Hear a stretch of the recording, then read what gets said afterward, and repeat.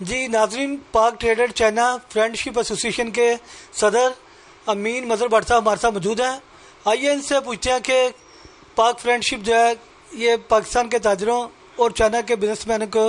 اکٹھا کرنے میں کیا کردار ادا کری ہے۔ اللہ الرحمن الرحیم۔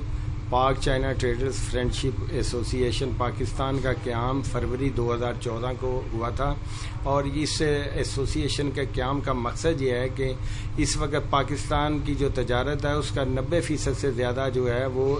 چائنا کے ساتھ ہوتا ہے۔ اس لیے چائنا کی تاجر برادری اور پاکستان کی تاجر برادری کے تعلقات کو اور آگے بڑھا کے ہم پاک چین دوستی کو مضبوط کرنا چاہ رہے ہیں، اور اس کے لیے ہم جو ہے چاہے اپنے برادر ملک جو ہے ہمارا عظیم ہمسایہ بھی ہے اور ہمارا بہت ہی قدیم دوست بھی ہے چین، عوامی جمہوریہ چین، ہم اس کی تمام تقریبات جو نیا سال ہو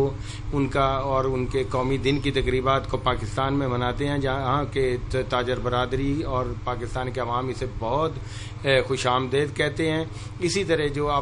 جو عظیم منصوبہ عوامی جمہوریہ چین نے جو ہے اقتصادی راہداری کا پاکستان میں شروع کیا ہوا، اور سی پیک کے جو منصوبے ہیں ان میں بھی تاجر برادری اپنا کردار ادا کر رہی ہے، جس سے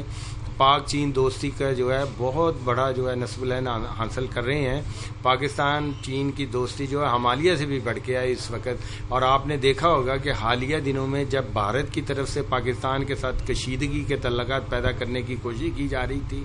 تو چین کی جو ہے وہ